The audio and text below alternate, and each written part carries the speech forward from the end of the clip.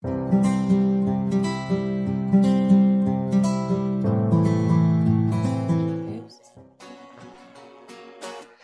seguirei, eu irei aonde fores, Senhor.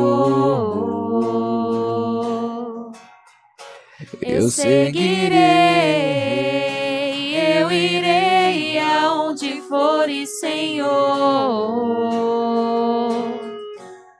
Tua graça me basta, teu amor me sustenta. Tua graça me basta, teu amor me sustenta.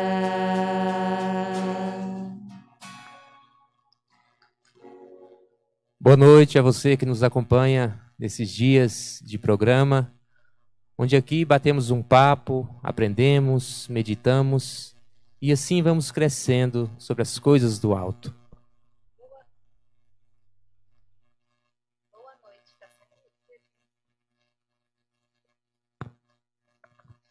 Boa noite, que alegria estar aqui novamente com vocês neste programa Eu Seguirei, da paróquia Nossa Senhora do Rosário, que através da Pascom podemos levar até você mensagens de reflexões de esperança. E muitas vezes na nossa vida nos afastamos da casa do Pai. Pelo uso da nossa liberdade, ferimos a nossa alma com o pecado. Mas é preciso nos levantarmos, irmos até o Pai, pedirmos perdão e assim recebermos dele aquele abraço novamente. Em atitude de humildade, de confiança e de esperança, devemos abrir o nosso coração para nos reconciliar com Deus, através daquele que representa Cristo aqui na terra. E para partilhar conosco sobre esse tema reconciliação com Deus, nós convidamos aqui o nosso querido e especial Padre Augusto. Vem mergulhar no oceano de Deus. Vem experimentar sua graça e perdão. Vem, Deus não quer saber por onde andou. Deus te quer morando em seu coração. Boa noite, Padre Augusto. É com grande alegria que recebemos o senhor, né? Que é as que a gente tem muito carinho, muita admiração. E o senhor fica à vontade aqui conosco hoje para partilhar, para conversarmos e levar essa bela reflexão a todos que nos assistem. Boa noite, Padre. Que alegria tê-lo aqui conosco. Boa noite, Dagmauro. Boa noite, Nara. Boa noite a você que nos acompanha. Para mim também é um momento de crescimento. Fico feliz, né, por poder ou ter a oportunidade de partilhar com cada um de vocês sobre este grande sacramento instituído por nosso Senhor, que é o sacramento da confissão ou da reconciliação. Então, vamos rezar, né, Padre, antes de darmos início. Então, vou pedir para o ministério me ajudar, entoando aí uma música, e logo em seguida faremos a oração. Vem, Espírito Santo, vem, vem iluminar. Vem, Espírito Santo, vem, vem iluminar. Invoquemos o Divino Espírito Santo. Vinde, Espírito Santo, enchei os corações dos vossos fiéis e acendei neles o fogo do vosso amor. Enviai o vosso Espírito, e tudo será criado, e renovareis a face da terra. Oremos, ó Deus, que instruístes os corações dos vossos fiéis com a luz do Espírito Santo. Fazei que apreciemos retamente todas as coisas, segundo o mesmo Espírito, e gozemos sempre de sua consolação, por Cristo Senhor nosso. Amém. Em nome do Pai, e do Filho, e do Espírito Santo. Amém.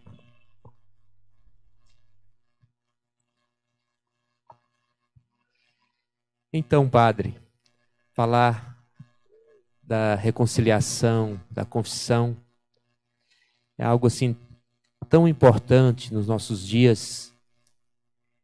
O batismo seria suficiente, né, para a gente chegar ao céu, mas no decorrer desse tempo, vamos fraquejando, vamos caindo, e vem a necessidade de confessarmos. Mas para quê? Por que essa necessidade de confessar? Para que confessar? Então, ótimo, já é uma pergunta que Deus abençoe que eu consiga responder, né, à altura. Então, o batismo, né, meus irmãos e irmãs, ele nos confere uma graça que perdura para toda a nossa vida, que é uma chamada graça habitual, que é a graça santificante.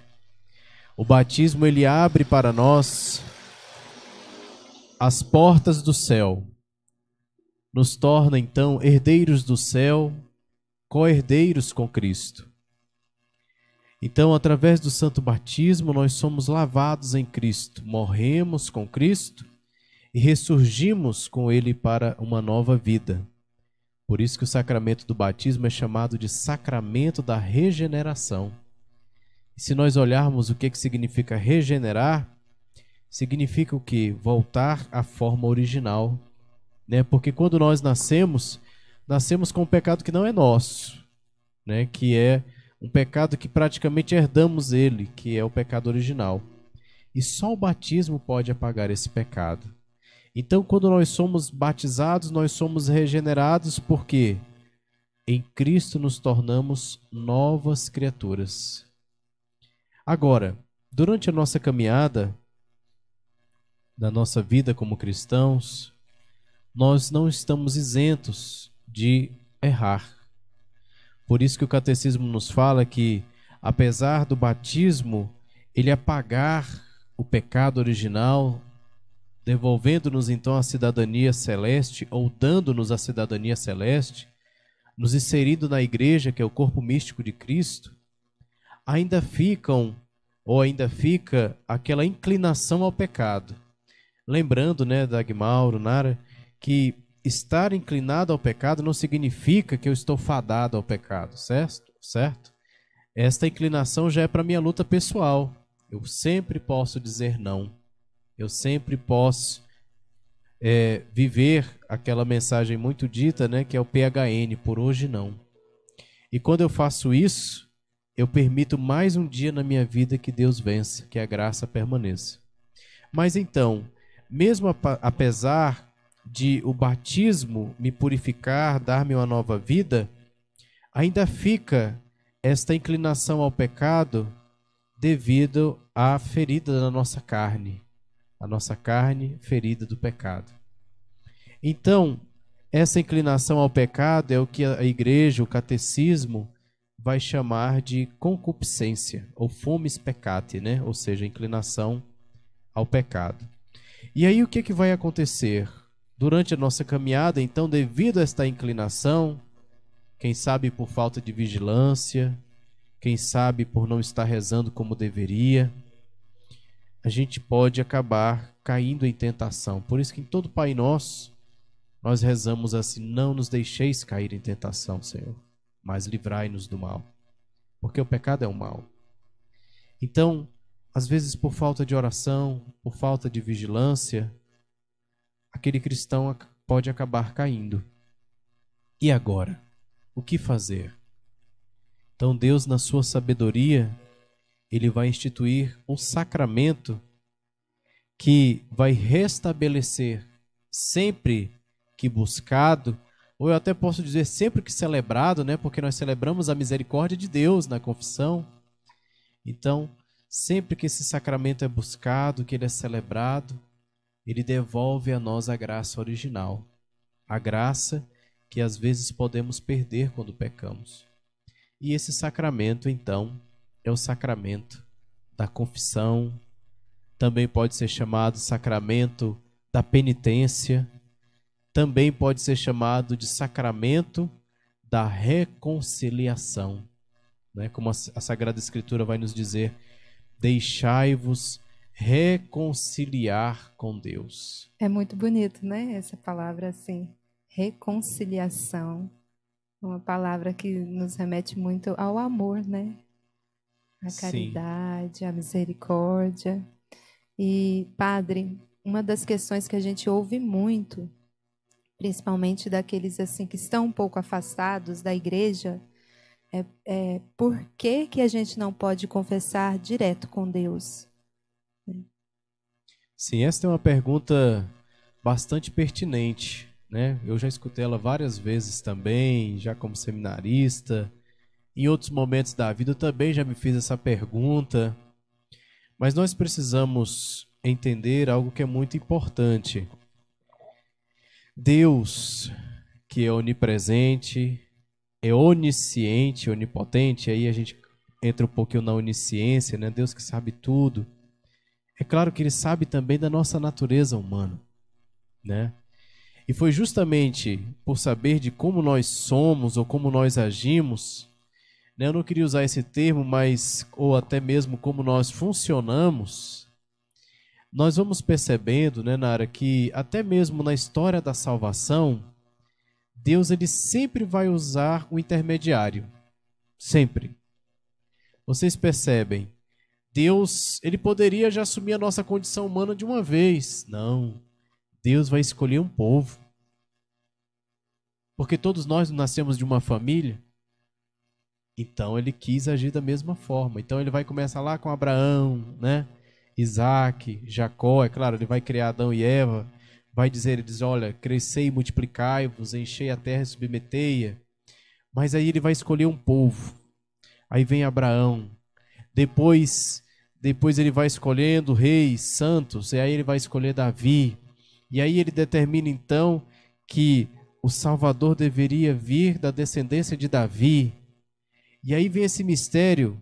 Jesus poderia ter assumido simplesmente uma forma humana e vindo, como por exemplo Gabriel fez para aparecer a Nossa Senhora. Ele assumiu uma forma humana porque ela não iria perceber com que ela estava lidando se ele não tivesse assumido uma forma humana.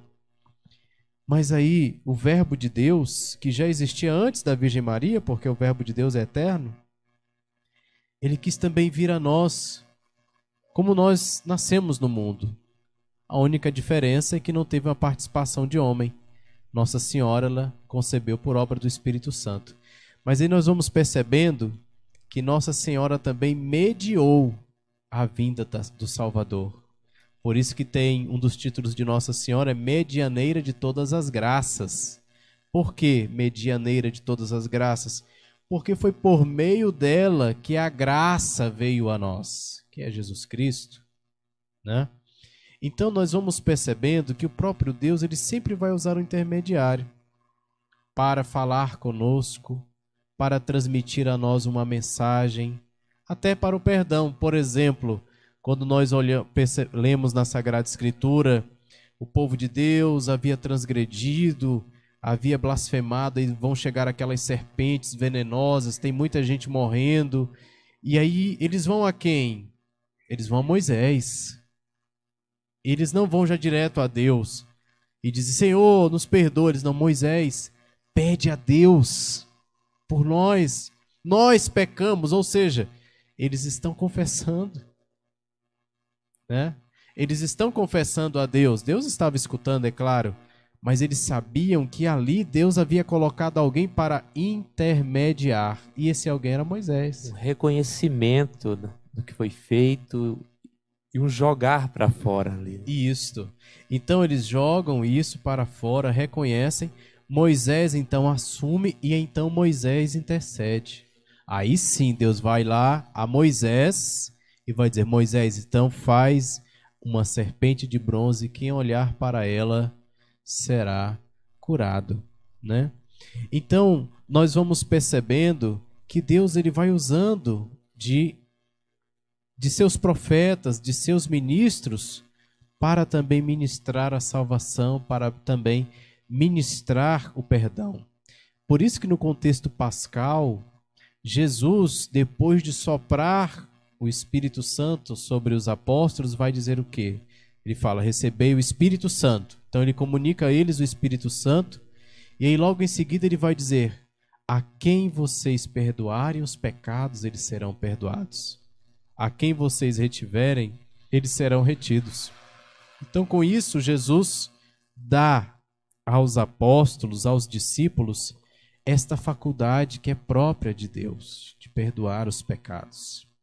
Agora, é só Deus quem perdoa os pecados. Então, qual o papel do padre aí? O padre é o escolhido de Deus para receber esta confissão dos pecados e, em nome de Deus, conferir o perdão, como foi feito com Moisés, como foi feito com Elias, Jeremias e assim por diante. Essa confissão, ela tem um jeito próprio de se fazer, ou seja, tem requisitos que são indispensáveis para que aconteça uma confissão verdadeira, uma boa confissão. Como se fazer? Quais são os requisitos indispensáveis? Então, quais são os requisitos para nós fazermos uma boa confissão? O primeiro deles é o exame de consciência. O exame de consciência, a gente pode dizer assim, é uma introspecção, ou seja, eu vou para dentro de mim e vou refletir sobre o que fiz e principalmente o que não fiz de bom. Mas aí alguém poderia dizer, mas eu parto de quê? Tem tanta coisa que eu queria meditar e quais são as referências para me ajudar a fazer um bom exame de consciência? Você pode partir dos mandamentos. Aí nos mandamentos, você pode fazer da seguinte forma, perguntar a você mesmo. Por exemplo, o primeiro mandamento é amar a Deus sobre todas as coisas, não é? Então, no seu exame de consciência, você faz a seguinte pergunta. Será que eu amei a Deus sobre todas as coisas? Então você já está refletindo.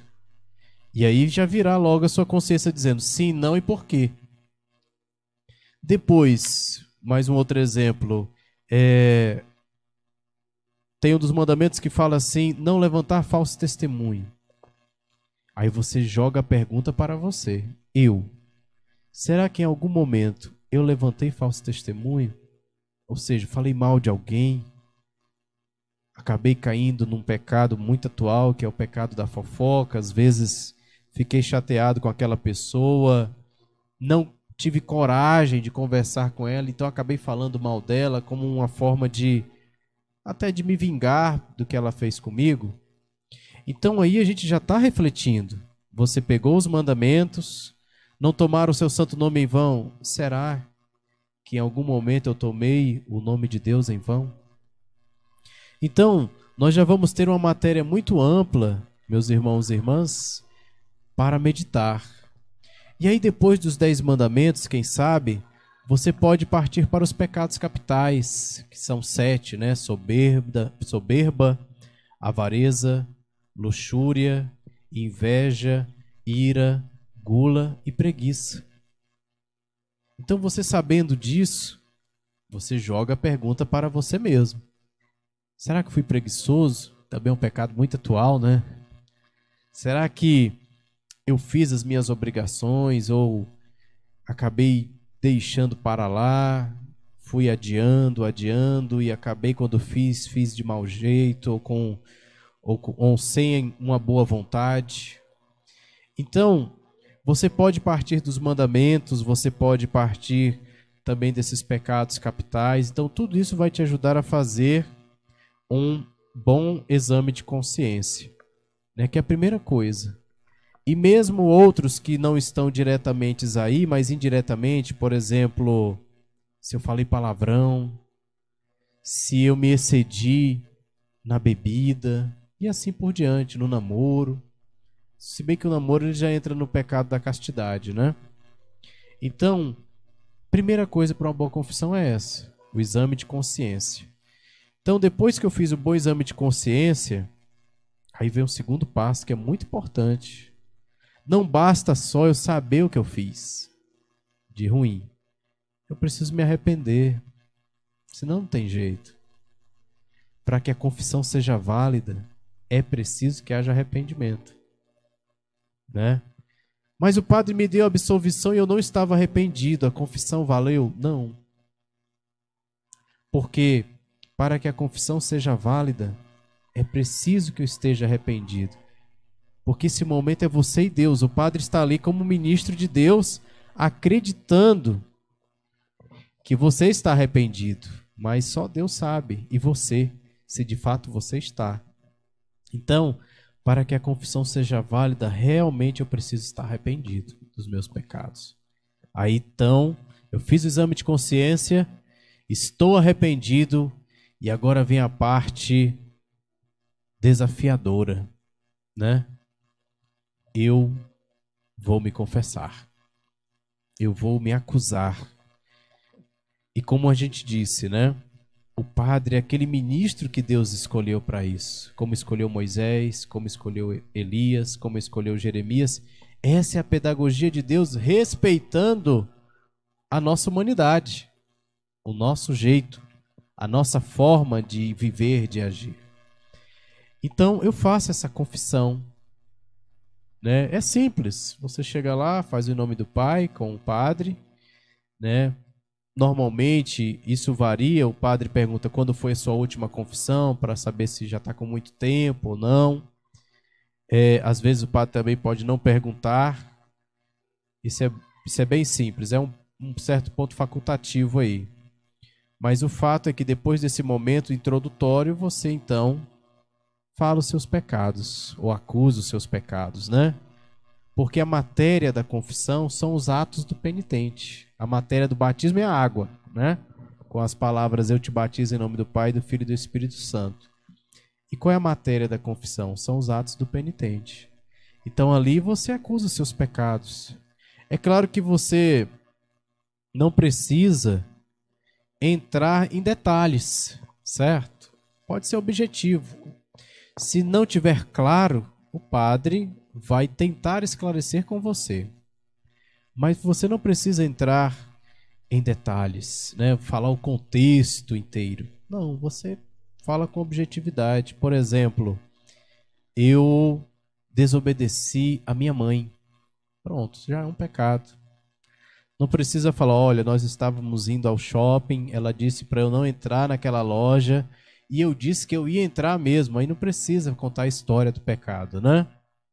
Agora, se por exemplo é uma situação que você falou de forma geral, o padre precisa entender melhor para tipificar a gravidade.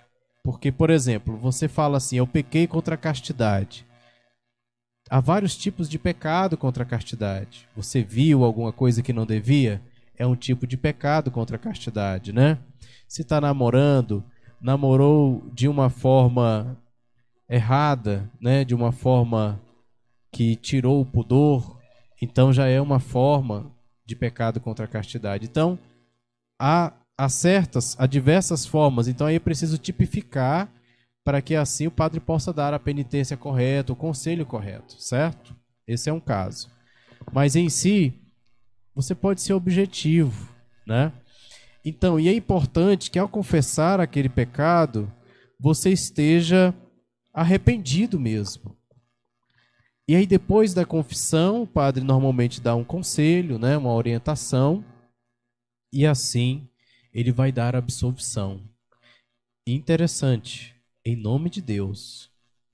O padre fala, e eu te absolvo em nome, né? Em nome do Pai, do Filho e do Espírito Santo. Então é Deus quem está te perdoando. E como disse e insisto, o padre ali é só um ministro.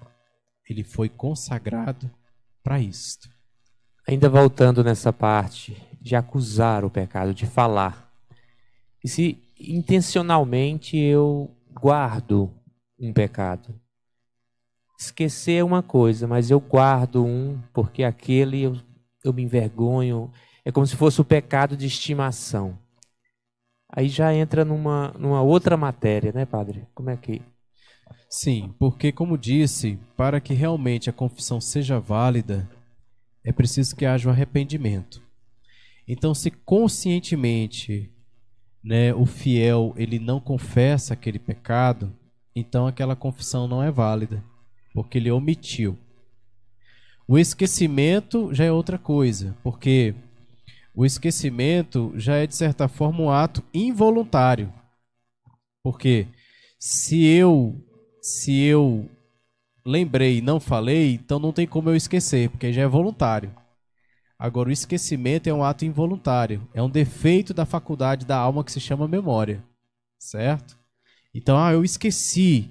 Aí, quando eu estava chegando em casa, eu lembrei. A confissão foi válida? Foi tranquilamente. Porque você esqueceu. Aí, na próxima confissão, você pode acusar aquele pecado. Agora, no caso que você sabe, mas estar envergonhado e não está achando jeito para falar, às vezes você pode até falar para o padre, né? Quando eu estava lá em Massachusetts, então a pessoa disse: olha, eu tenho dificuldade de falar essa situação. Então, com muito jeitinho, né, a gente foi conversando, até que ela conseguiu expor aquilo que pesava sobre ela, porque a gente sabe que não é fácil, né? Que ali a gente está colocando as nossas mazelas, aquilo que nos machuca, né? Mas assim, com muito jeitinho, ela falou, ela deu a indicação, pronto, o padre entendeu. Então tá ótimo, certo? Então assim, mas é importante, para que a confissão seja válida, de fato eu preciso acusar todos os pecados dos quais então a minha consciência coloca ali. E aí pronto, aí faz a confissão, aí tem o chamado ato de contrição, né, que tem vários tipos de ato de contrição. E se você esquecer, normalmente o padre reza com você. Ele não vai mandar você embora para aprender e depois voltar, né? Então ele reza com você ali o ato de contrição, só que é muito importante a gente saber, né? Porque ali é você que está falando, você que está pedindo perdão. Então vem o ato de contrição, o padre dá a absolvição e ele dá a penitência, que é proporcional ao que você confessou, tá certo? Porque essa penitência é como a satisfação, né, diante daquele pecado que foi cometido. Então, às vezes é 10 Pai Nossos, às vezes, dependendo da situação, é um terço, ou é alguma esmola, alguma obra de penitência. E aí depois a confissão termina com o padre dizendo: ide em paz, o Senhor vos perdoou. Então a gente vê que como termina a confissão? Ide em paz. Porque quando você é perdoado, é devolvida a você, a meu ver, o maior tesouro da nossa vida, ou um dos maiores tesouros da nossa vida, que se chama paz. Quem tem a paz interior tem tudo. Porque uma pessoa que tem paz com ela mesma é uma pessoa que transmite também a paz, é uma pessoa que transmite a serenidade, é uma pessoa que transmite o amor. Todos nós precisamos de paz. Padre Augusto, a gente sabe que existem pecados leves, né, mais leves, e pecados mais graves, né? Os veniais e os pecados mortais. Mas há pecado que não há perdão? Então, no Evangelho, Jesus falou que há um tipo de pecado, né, que não tem perdão para ele. E que pecado é esse? Né, que se a pessoa cometer, ela não será perdoada. É o pecado contra o Espírito Santo. Mas em que consiste o pecado contra o Espírito Santo? E justamente por que esse pecado não pode ser perdoado? Porque no pecado contra o Espírito Santo, eu não permito que Deus me perdoe. Eu vou contra o Espírito Santo de Deus. Eu não acredito nesse perdão. Eu não confio que é possível para mim. E de certa forma eu não acredito na misericórdia de Deus na minha vida, né? Então isso, além de ser uma ofensa a Deus, querendo ou não, é um desespero também da salvação. Porque o nosso pecado, meus irmãos e irmãs, é como uma gota no mar da misericórdia de Deus. Mas, se a pessoa não aceita este perdão, então não tem como Deus perdoar, porque Deus ele não invade a nossa vida. Deus ele bate a porta.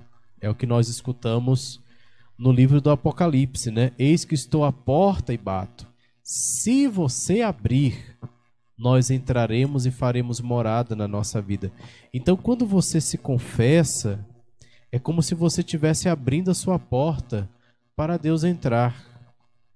Então, o pecado contra o Espírito Santo é você deixar a porta trancada e dizer, olha, eu não aceito. Eu ainda tenho muito claro na minha mente, ainda, essa historinha que o meu reitor, né, do seminário maior, ele contou, né? Ele se chamava Padre Dollinger, né, era doutor em moral, era um padre alemão. E ele falou que certa vez um padre foi dar a extrema-unção para um dos paroquianos ali, não sei se foi na Alemanha. Ele já estava muito mal, né, muito doente. E aí o padre chegou a pedido de alguém da família, não foi ele que chamou o padre. E aí quando o padre chegou e disse, olha, eu vim aqui te dar a unção dos enfermos, eu soube que faz muito tempo que você não confessa, você não gostaria de confessar? Ele disse, eu não aceito, eu não aceito, eu não aceito, e mesmo se eu me perder, mesmo lá, perdido, eu ainda vou manifestar a minha contrariedade com Deus. Então ele não aceitou esse perdão. Mas Deus estava lá através do sacerdote. Ao passo que um dia, aí já aconteceu comigo, né? Já aconteceu muita coisa comigo, mas isso me marcou muito. Isso foi lá em Frankfurt, né? Quando eu estava por lá, naquela região, em Frankfurt. Então, essa família me chamou. Esse homem tinha tido uma vida boêmia, né? Uma vida de prazeres. Salvo engano, não conseguiu formar família. Foram seus irmãos que chamaram padres, sobrinhos. Ele tinha tido uma vida boêmia. E nunca tinha confessado na vida dele. Tinha sido batizado apenas. E aí já ali no leito, né, se debatendo ali entre vida e morte, a família perguntou, olha, você não quer que a gente chame o padre? E por incrível que pareça, porque até nesse momento Deus dá a graça, se você estiver aberto a ela. E ele disse, eu quero. Não era um homem religioso, como disse, tinha tido uma vida boêmia, aproveitado os prazeres do mundo ao extremo. E aí quando cheguei lá, né, pedi que as pessoas que estavam ali no quarto saíssem, e ele fez uma confissão belíssima, pedindo perdão a Deus de todos os pecados, né? E aí o padre deu a absolvição, deu a unção dos enfermos, e minutos depois esse homem morreu. Fez a Páscoa dele, né? Ou seja, partiu dessa vida para o encontro com Cristo. Por quê? Ele se abriu à graça. Ele abriu a porta para Cristo, né? Como o Papa dizia, não sei se era o Papa João Paulo II, né? Abrir as portas para Cristo, né? Então, quando a gente abre a porta, Deus entra e transforma a nossa vida. É isso que a gente faz quando a gente confessa. Por isso que no Evangelho, né, Jesus, quando Pedro faz a pergunta, quantas vezes eu devo perdoar? Até 7 vezes, Senhor? Não, eu não te digo 7 vezes, mas 70 vezes 7. É o único sacramento, Dagmauro, Nara, caros irmãos e irmãs, é o único sacramento que não tem limite para você receber. Por exemplo, o batismo, você só recebe uma vez na vida e para sempre. Crisma, uma vez na vida e para sempre, né? Matrimônio, uma vez na vida. Se um dos cônjuges morrer, aí você pode casar de novo, né? Mas o que Deus uniu, homem não separa. Sacramento da ordem, uma vez na vida. O sacramento da unção pode receber mais de uma vez, mas tem um tempo hábil para isso, né? Se a pessoa ela convalescer, ela piorar, então ela recebe novamente o sacramento. A comunhão, a Santíssima Eucaristia, num dia você pode receber até 2 vezes. Mas a penitência, a confissão, quantas vezes? Entende? Até no mesmo dia. Certo? É um sacramento que não tem limite. Por quê? Porque a misericórdia de Deus é infinita, ela não tem limite. Então, quantas vezes você recorrer ao Senhor e pedir perdão de coração, Ele vai te perdoar, porque Ele te ama. E como disse, quando você confessa, você abre as portas para Deus. Você se reconcilia com o grande amor da sua vida, que é o Senhor.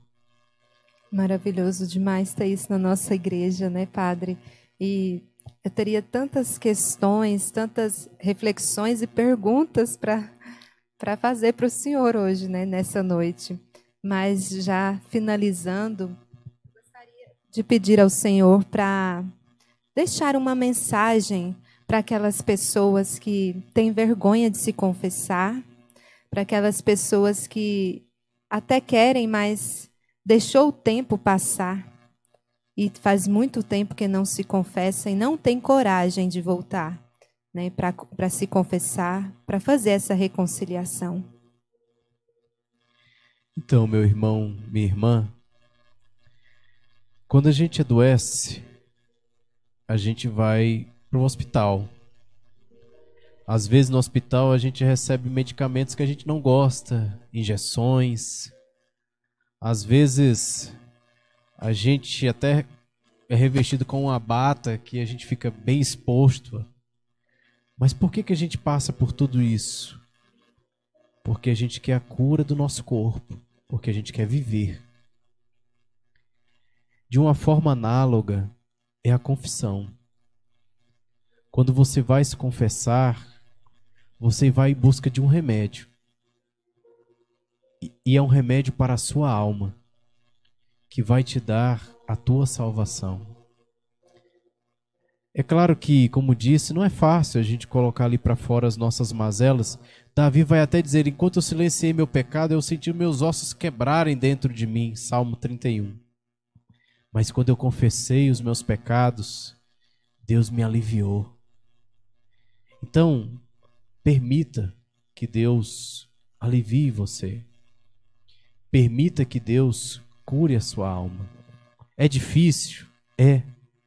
Às vezes a gente tem vergonha, somos humanos. Mas é o remédio. É o remédio que Jesus deixou para a sua vida. É o remédio que vai te dar a salvação. Então vale a pena. Vale a pena. Se vai me dar a minha salvação, por que demorar? Por que adiar? E no final das contas, a gente nem sabe se a gente tem amanhã. Você tem agora. Por isso que agora se chama presente. Então aproveita. Vai. Se deixa reconciliar com Deus. Porque quando você confessa, Deus te liberta. Quando você tiver com vergonha, lembra daquela mulher lá do Evangelho que era considerada pecadora pública.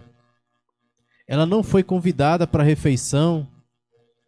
Naquela refeição só tinha gente que não gostava dela, os fariseus. Jesus estava lá tentando evangelizar os fariseus, ele tinha que ir mesmo.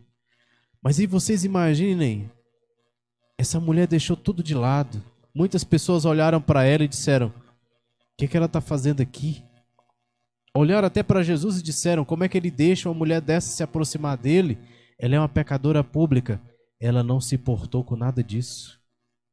Porque ela queria a salvação dela. Ela queria a cura da alma dela. Ela queria a libertação. Por isso que ela chorou. Com as suas lágrimas ela lavou os pés de Jesus. Com os seus cabelos ela enxugou os pés de Jesus. E tinha juntado um dinheiro. E comprou o melhor perfume que ela podia para ungir os pés de Jesus. E aí Jesus vai dizer assim, os teus pecados estão perdoados. E aí depois ela fechou com chave de ouro. E aí Jesus disse assim, tua fé te salvou. Ela não teve vergonha. porque ela queria o céu. E se você quiser ganhar o céu, você não pode ter vergonha de Deus. Você não pode ter vergonha de pedir perdão. Porque pedir perdão é um ato de humildade, de grandeza. Quando você diz assim, eu me arrependo, é aí que você está sendo grande. É aí que você está sendo forte. É aí que você está sendo nobre.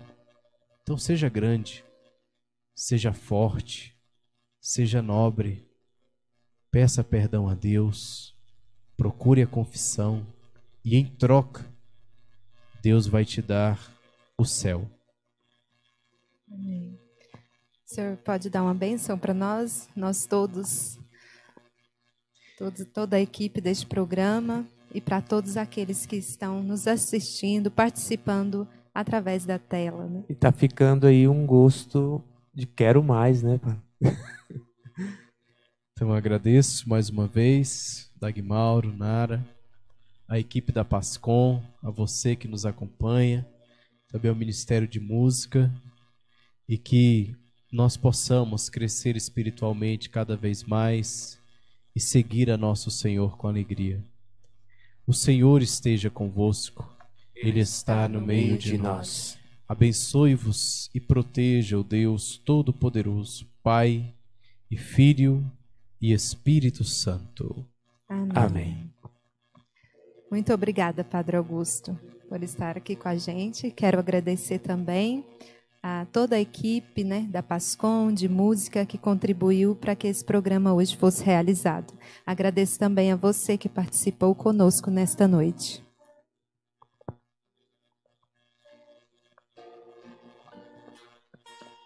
Todo pecador vive um drama.